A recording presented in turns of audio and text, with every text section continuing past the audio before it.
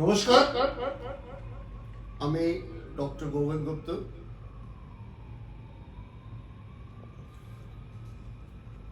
আজকে আপনার সাথে একটা গুরুত্বপূর্ণ কথা বলার জন্য এসেছি।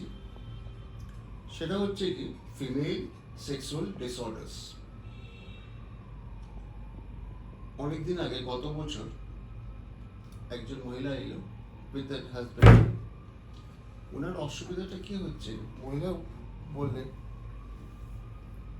ওনার পুরো সেক্সটাই নষ্ট হয়ে গেছে। বিশ্বাস হলো না, বলছেন এটা নিয়ে আমি অনেক ডাক্তার দেখিয়েছি, সবাই কিন্তু একটাই কথা বলছে যে আপনার এটা মেন্টালি, এই বয়সে তো হতেই পারে না।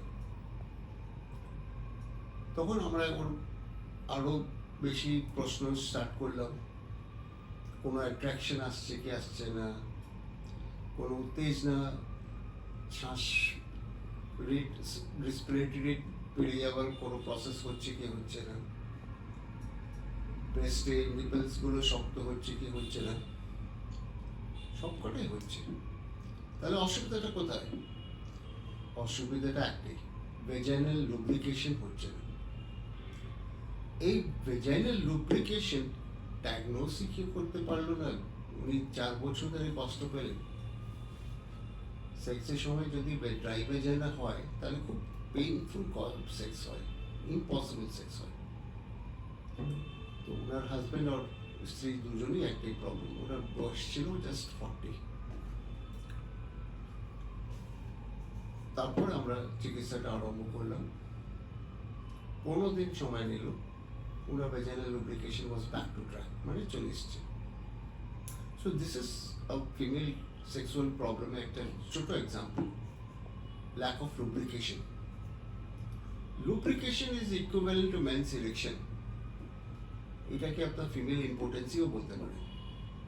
তো এইগুলো প্রবলেম খুবই কমন আমাদের সমাজে, কিন্তু কেউ একে বুঝতে পারে না বা একে কোনো গুরুত্ব দিচ্ছে না, কিন্তু এটা ইম্পর্টেন্ট। এছাড়া অন্য কি কমন প্রবলেমসটা হয় একটু বলে রাখি। সেটা হচ্ছে ব্রেস্ট মিল্ক সিক্রেশন, মানে বাচ্চা হয়ে গেছে, বড় হয়ে গেছে, তো হঠাৎ করে দেখছেন ব্রেস্ট থেকে মিল্ক বেরোচ্ছে, দুধ বেরোচ্ছে। সেটা হচ্ছে প্রোল্যাক্টিন থেকে। প্রোল্যাক্টিন বেড়ে গেলে এরকম প্রবলেমটা হয়। অনেক মহিলাদের এই ব্রেস্ট মিল্ক জমা হয়ে যাওয়ার পর ব্রেস্ট অ্যাবসেস হয়ে যায়, সেটা কিন্তু প্রোল্যাক্টিনের জন্য। সেটাও ঠিক টাইমলি চিকিৎসা করলে ঠিক হয়ে যায়। এটা খুব কমন। সেকেন্ড কমন হচ্ছে complete loss of sex desire, মানে এটা actually is a kind of a mental problem, যেখানে স্ত্রী আপনার শ্বশুর বাড়িতে নিউ এনভায়রনমেন্টে একদম অ্যাডজাস্ট হতে পারছে না, ইরিটেশন হয়ে পুরো সেক্স ইচ্ছেটা নষ্ট হয়ে যেতে পারে, নিডস সাইকিয়াট্রিক অ্যানালিসিস। আর একটা প্রবলেম হচ্ছে যাকে আমরা বলি নিম্ফোম্যানিয়া, মানে এক্সেস সেক্স ডিজায়ার, প্রচণ্ড বেশি সেক্স ডিজায়ার, চট করে ভেজাইনাল লুব্রিকেশন হয়ে যায়। সো দিজ আর দ্য, এইগুলো বললাম আমি খুবই কমন প্রবলেমস। এটা অ্যাওয়ারনেস একটা ভিডিও কি এই প্রবলেমসগুলো এক্সিস্ট হয়, they need treatment, medical treatment.